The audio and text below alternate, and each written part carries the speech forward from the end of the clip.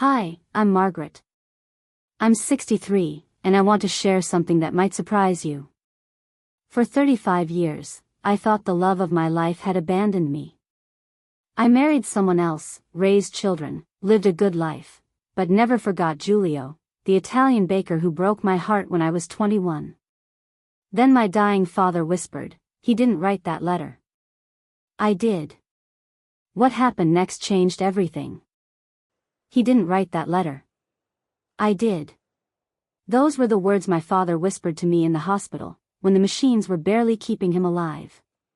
Can you imagine, 86 years old, his last breath, and suddenly this truth?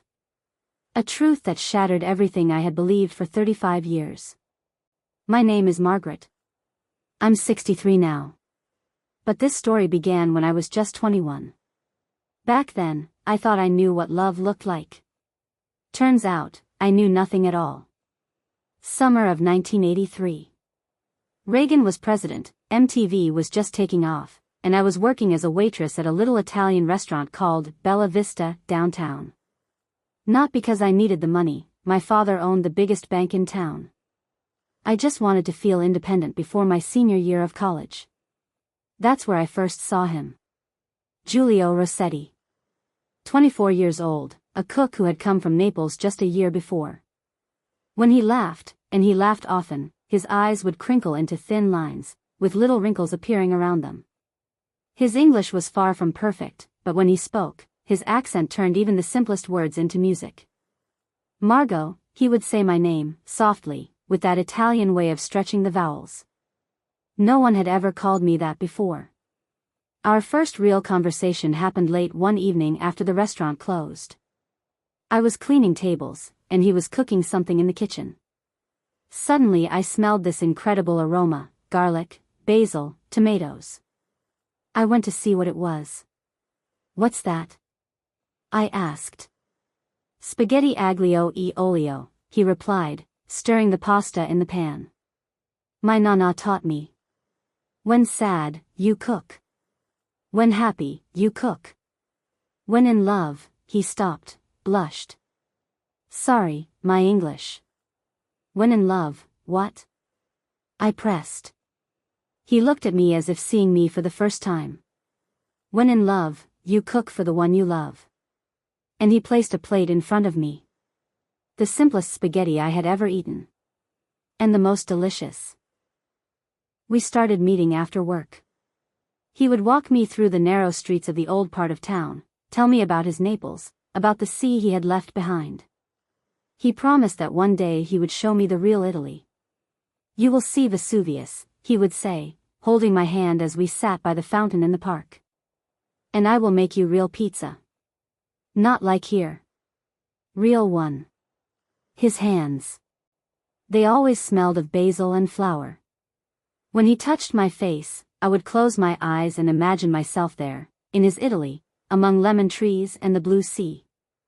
We were young, in love, and certain that the whole world belonged to us.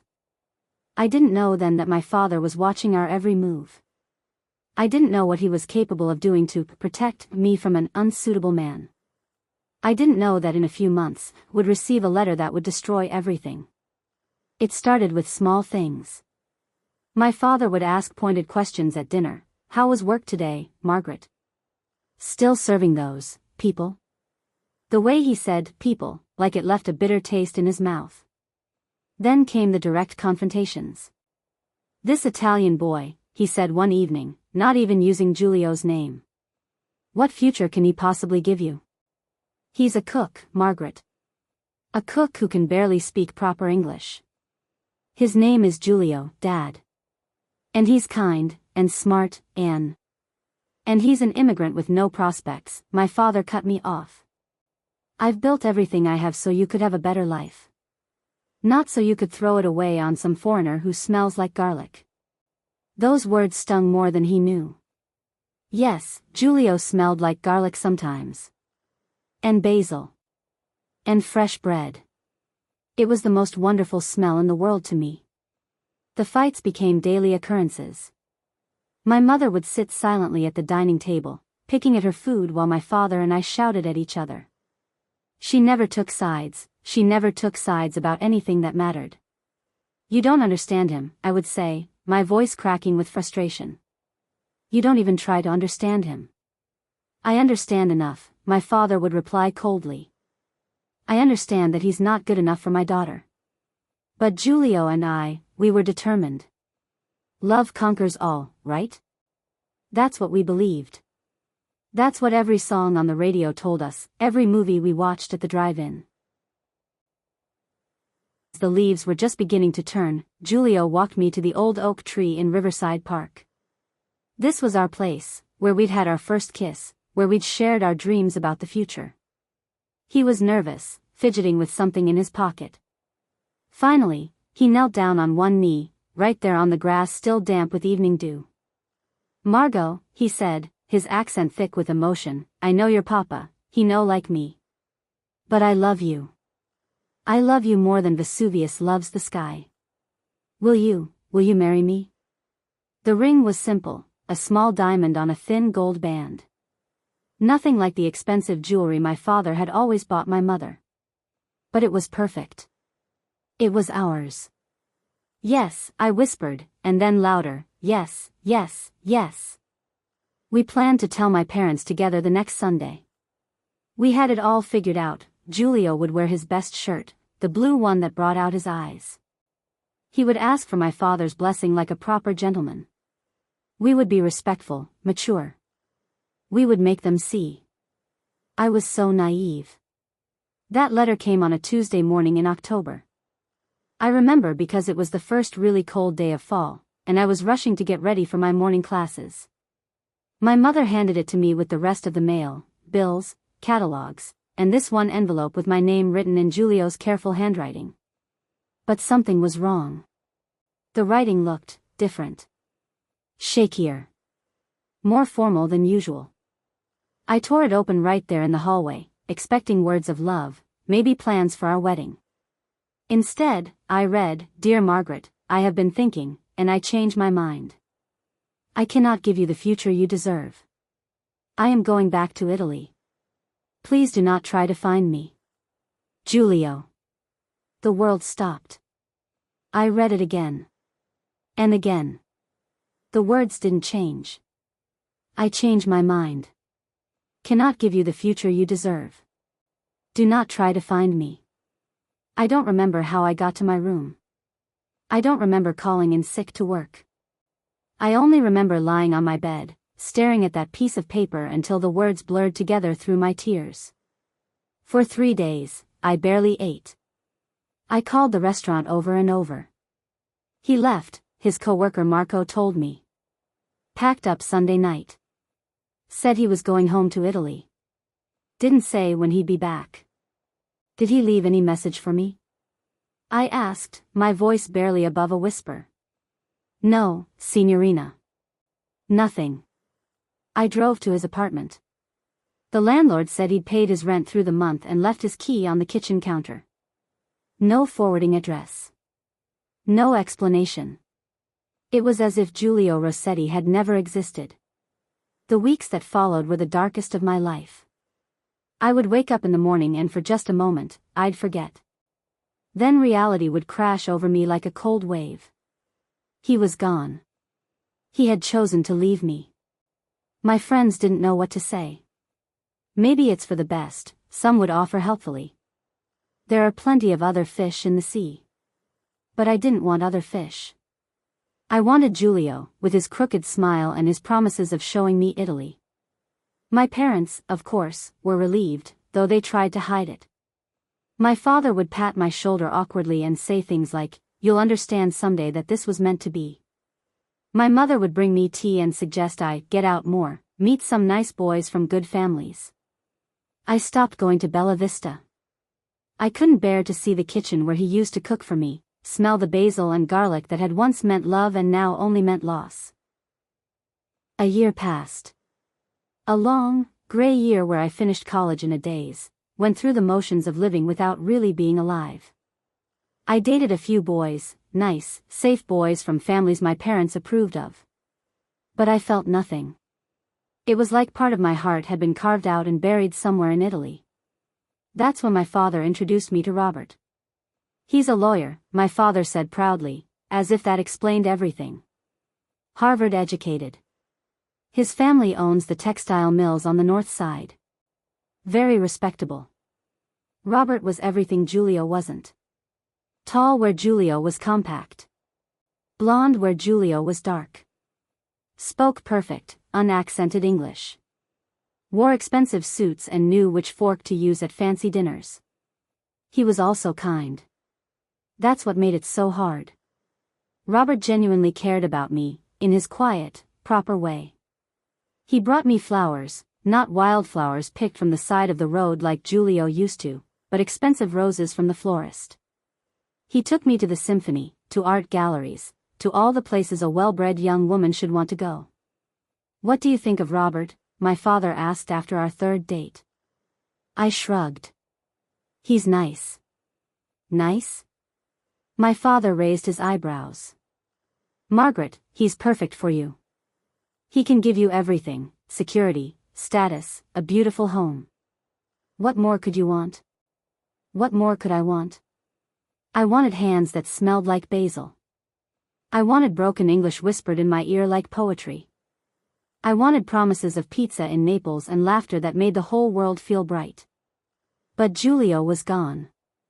And after a year of grieving, I was tired. So tired of feeling empty, of carrying this weight of loss everywhere I went. When Robert proposed 6 months later, on one knee in my parents' formal living room, with both sets of parents watching like it was a business merger, I said yes. Not because I loved him. But because I didn't know how to love anyone anymore. If I couldn't have Julio, what did it matter who I married? The wedding was everything my mother had ever dreamed of. Flowers everywhere, a reception at the country club, a dress that cost more than most people made in 6 months. I smiled and said my vows and cut the cake, but it felt like I was watching someone else's life. On our wedding night, as Robert kissed me gently and told me he loved me, I closed my eyes and tried not to remember another kiss, another voice saying, "Ti amo," in the moonlight. Robert was a good husband. I want to make that clear. He was faithful, hard-working, patient with my moods. He never raised his voice, never forgot an anniversary, never gave me any reason to complain. Except that he wasn't Julio. And deep down, in a place I tried very hard not to visit, I never stopped wondering, what if that letter had never come? What if we had run away together like we sometimes talked about in those golden summer evenings? What if? But life moves forward, whether your heart is ready or not. And so I learned to be Mrs. Robert Thompson, banker's daughter turned lawyer's wife, pillar of the community, mother to 2 beautiful children who never knew that sometimes, late at night, their mother would lie awake and wonder about a man named Julio who had once promised to show her the real Italy. 30 years. That's how long I lived as Robert's wife. 30 years of dinner parties and PTA meetings, of Little League games and piano recitals. 30 years of building a life that looked perfect from the outside. Our children came quickly, Sarah in 1986, then Michael 2 years later. Having babies helped, in a way. There's something about sleepless nights and endless feedings that pushes everything else into the background. You don't have time to think about what might have been when a teething infant is screaming at 2 in the morning. Sarah had Robert's serious nature and my stubborn streak. She became a pediatric nurse, married a good man named David, gave us 2 grandchildren who call me Nana and fill my house with chaos and joy. Michael inherited my father's head for business and Robert's steady temperament. He runs his own accounting firm now, has twin boys who are the light of his life. I was a good mother. I need you to know that. Despite everything, despite the part of my heart that remained locked away, I loved my children fiercely. I showed up to every soccer game, helped with every school project, kissed every scraped knee. They never knew about the sadness I carried. That wasn't their burden to bear. Robert and I, we built something together. Not passion, maybe, but partnership. We respected each other. We laughed sometimes. Robert had a dry sense of humor that surprised people. We traveled to Europe twice, though I always steered us away from Italy. Too many ghosts there. He knew, I think. Oh, we never talked about it directly, but sometimes I'd catch him watching me with this sad, knowing look. Like when Dean Martin's voice would come on the radio singing that song about Amore, and I'd suddenly find urgent business in another room. Or when I'd go quiet at dinner for no reason he could understand. But Robert was a gentleman. He never pushed. He accepted what I could give him and never asked for more. For 30 years, that was enough. The cancer came suddenly. One day Robert was fine, complaining about his back from too much time hunched over legal briefs. 6 months later, the doctors were telling us there was nothing more they could do. I nursed him through those final months. Sat by his hospital bed, held his hand, told him stories about the children when they were small. Near the end, when the morphine made him drift in and out of consciousness, he squeezed my fingers and whispered, "I hope you find him, Margaret. I hope you find whatever you've been looking for."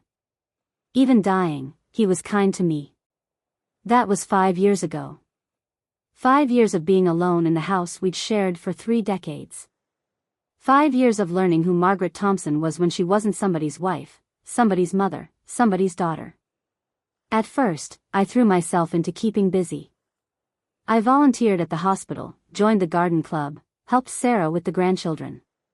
But in the quiet moments, washing dishes, folding laundry, lying in bed before sleep, my mind would wander to places I'd forbidden it to go for so long.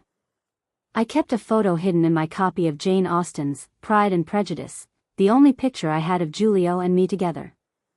Marco from the restaurant had taken it that last golden week before everything fell apart. We're standing outside Bella Vista, Julio's arm around my waist, both of us laughing at something. I'm wearing a yellow sundress, and he's got flour in his dark hair. Sometimes, late at night, I would take out that photo and study it.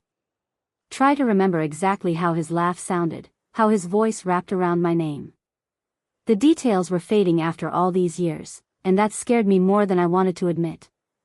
I would hear that Dean Martin song and remember Julio singing along in the kitchen, his accent making the Italian words sound like they belonged in his mouth. I would smell basil in my garden and be 21 again, watching him cook just for me. I would see a couple holding hands on the street and wonder, just for a moment, what my life would have looked like if that letter had never come. The questions got louder after Robert died. Without the routine of marriage, without someone else's needs to focus on, I had nowhere to hide from the voice that kept asking, what if he didn't really want to leave? What if something happened that I never knew about? I told myself I was being foolish. A woman my age, dwelling on a romance from 40 years past. But the feeling wouldn't go away, this sense that there was more to the story. That somewhere out there, answers were waiting. It wasn't until my father's final moments in that hospital room, his weathered hand gripping mine with surprising strength, that everything I thought I knew about my life came crashing down with 7 simple words. He didn't write that letter. I did. That was March 2018. The machines were beeping steadily, my father's breathing was shallow and labored, and I thought I had misheard him. But his eyes, cloudy with medication and age, suddenly became sharp. Focused. Like he was using every last bit of strength he had to tell me this one thing. He confessed it all in whispered fragments between labored breaths. How he had forged the letter, copying Julio's handwriting from notes he'd left me. How he'd paid Marco at the restaurant to lie, to tell me Julio had gone back to Italy. How Julio had actually stayed, had looked for me for months. How my father had him arrested for trespassing when he came to our house. How he'd intercepted every letter Julio tried to send, destroyed them all. 35 years. 35 years of thinking Julio had abandoned me, had decided I wasn't worth fighting for. My entire life had been built on a lie. Every choice I'd made, every path I'd taken, had been because I believed the man I loved had thrown me away like yesterday's newspaper. My father died 20 minutes after his confession, leaving me sitting there holding his cold hand, trying to process the magnitude of what he'd stolen from both Julio and me. For a year after he died, I wrestled with what to do with this terrible truth. What was the point of digging up the past? I was 62 years old. Julio would be 65.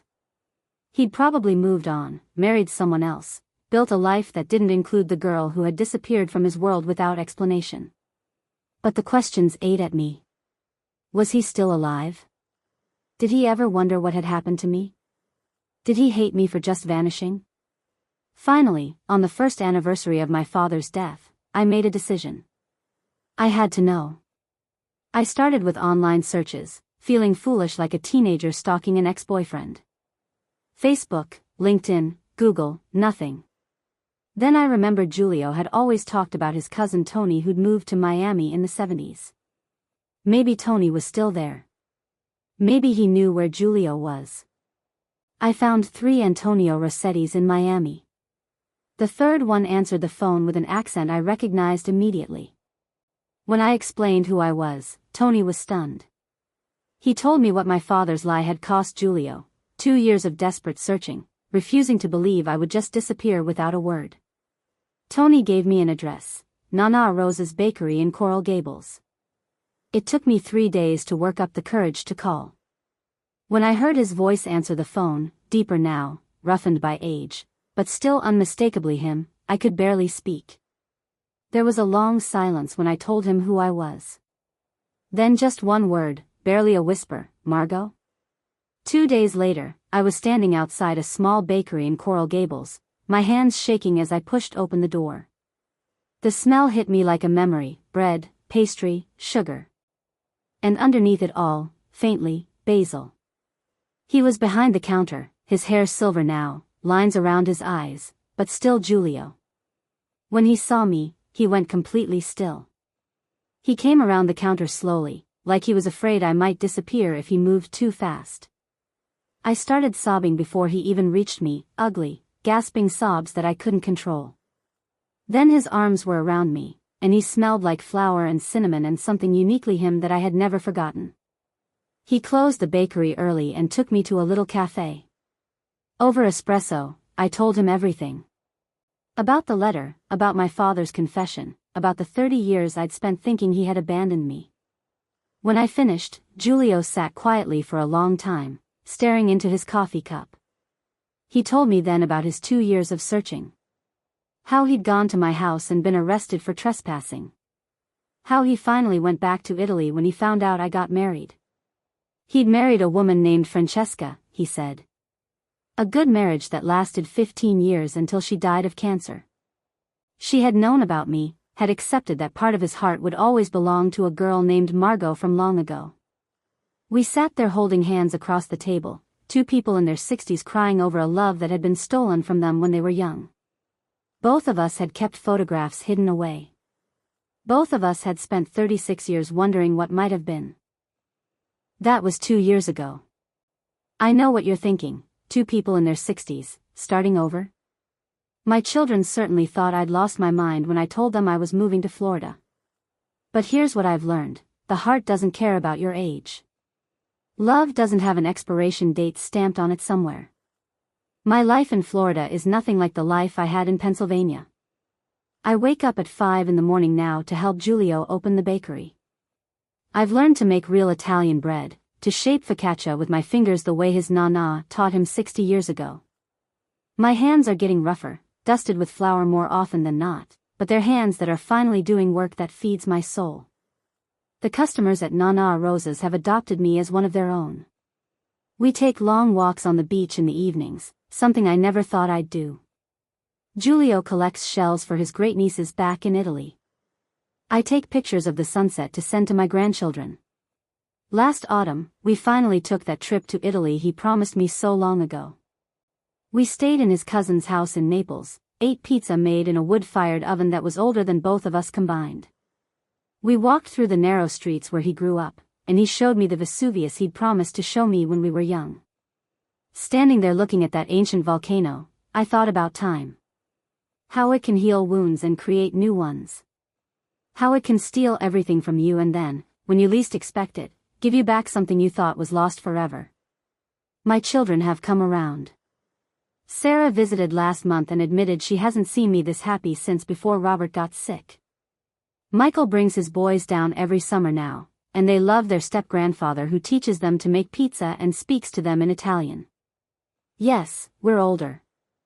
Yes, we move a little slower, complain about our backs more often. But when Julio laughs, those same crinkles appear around his eyes. When he says my name, it still sounds like music. And when he cooks for me, watching my face to see if I like what he's made, I am 21 again, falling in love in a restaurant kitchen. People ask me if I'm angry about the lost years, about what my father stole from us. The truth is, I was angry for a while. Furious, actually. But anger is a heavy thing to carry when you're starting a new chapter of your life. Those 36 years weren't wasted. I raised 2 wonderful children, had 4 beautiful grandchildren, learned that I was stronger than I ever imagined. And maybe, just maybe, we needed those years to become the people who could appreciate what we have now. The young Julio and Margaret were passionate and reckless. We are careful with each other now, tender with this second chance we never expected to get. So here's what I want to tell you, especially if you're listening to this and thinking your best days are behind you. They're not. Love doesn't have an age limit. Dreams don't come with expiration dates. It's never too late to start over, to take a chance, to follow your heart to places you never thought you'd go. Sometimes the most beautiful stories begin when we think everything is over. Sometimes the best chapter of your life is the one you haven't written yet. Don't give up. Don't settle. Don't let anyone tell you it's too late for love, for adventure, for becoming who you were always meant to be. Trust me on this. I'm 65 years old, I smell like flour most days, and I've never been happier in my life. If that's not proof that miracles can happen at any age, I don't know what is.